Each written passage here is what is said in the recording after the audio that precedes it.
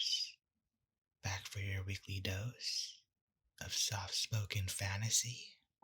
Get comfy. It's time to float away to Fairyland Planet. So sit back, relax, headphones on, and let the magic unfold. Don't forget to like and subscribe for more. Let's drift into chapter 2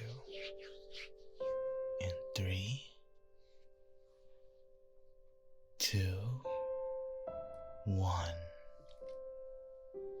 I suppose it was partly my fault that the Adam 2 business very nearly got out of hand during the next few days.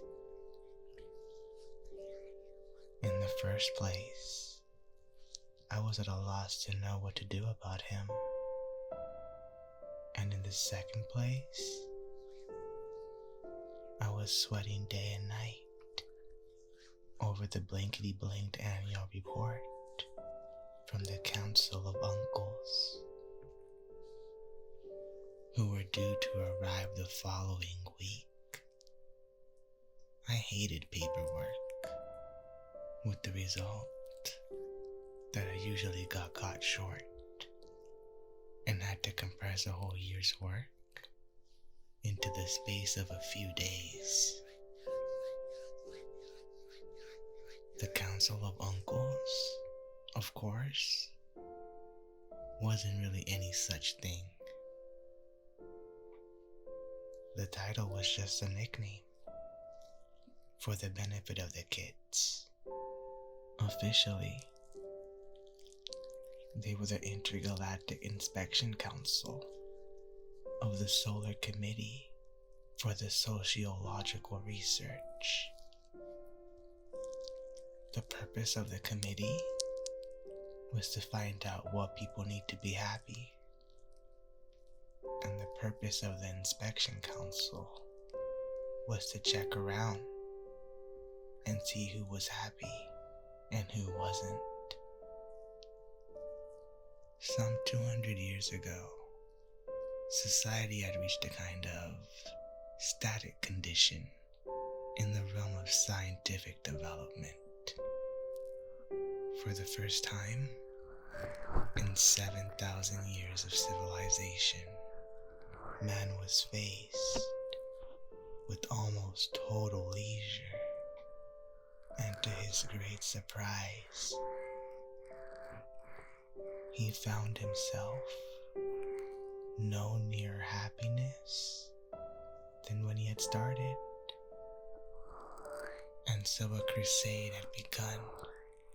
Man decided at last to turn his knack for research and development inward upon himself. Scientists began to ponder with the questions that had plagued philosophers for ages. The coming of automation had relieved men from the burden of working for a living and left them with the choice between cultural pursuits and pure recreation. Which should it be? A good deal of rivalry, some friendly and some otherwise, existed between the proponents of the two major schools of thought. The intellectuals were dubbed highbrows. The pleasure boys were known as happy hooligans. Mankind, the highbrows contended, was still undergoing a kind of evolution,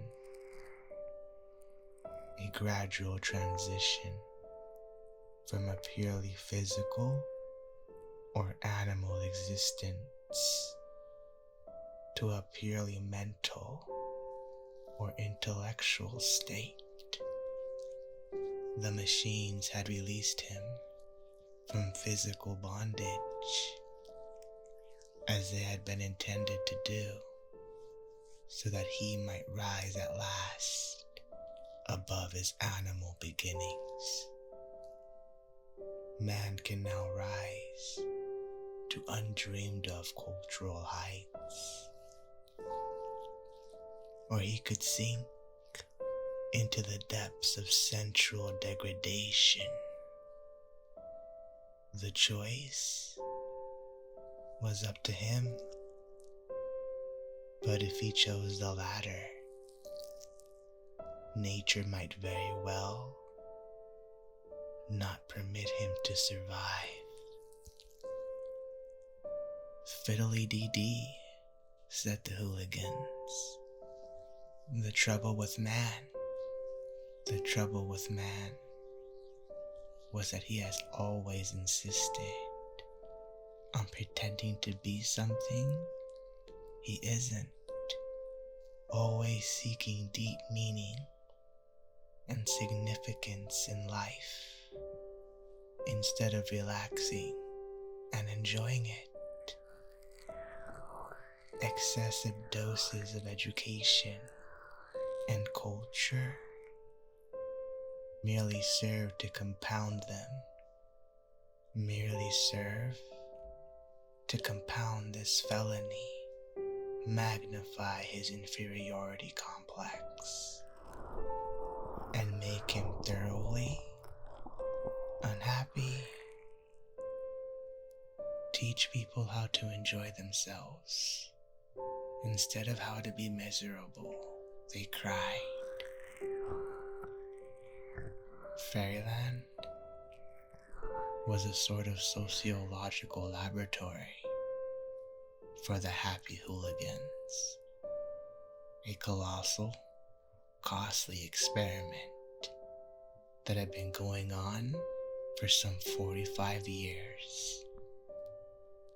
It was designed to test the theory that most of the misery in the world stems from the fact that kids are allowed to grow up, to abandon their childhood dreams, to quit having fun. They learn that there really isn't any Santa Claus, and they never quite recover from the shock. So far, the experiment appeared to be a successful one. Fairyland kids were happy kids, and they all believed in Santa Claus. All but one.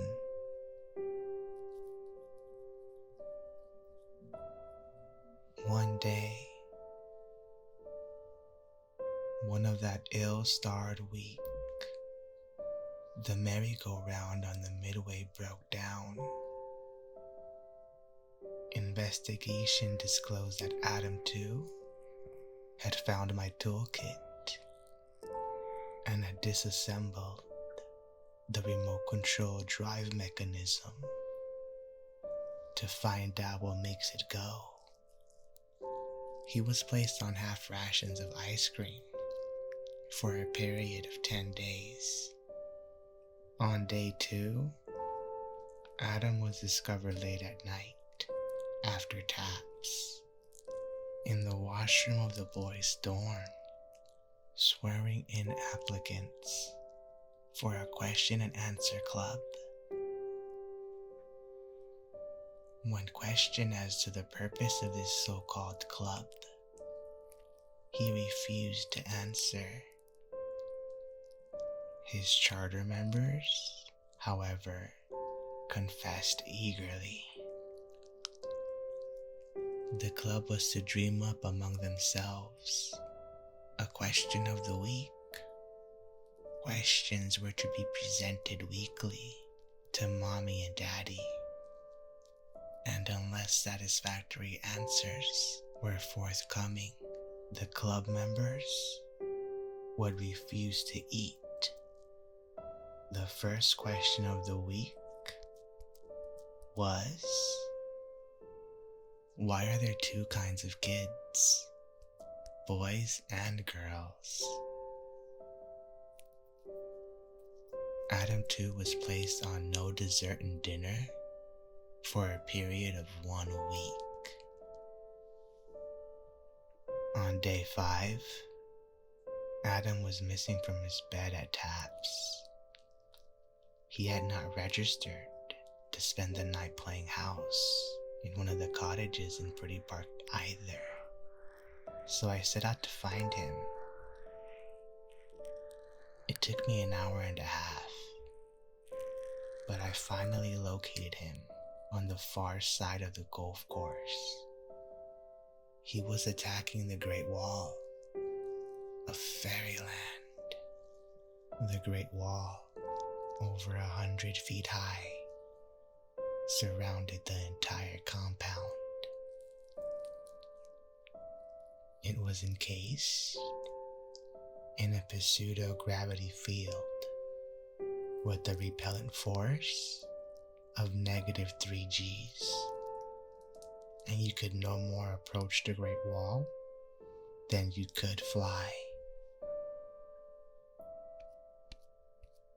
I watched in stunned amazement as Adam 2, the kid who despised football, time after time took a running start, lowered his head, and charged at the wall like a varsity tackler, only to be thrown for a 5-yard loss.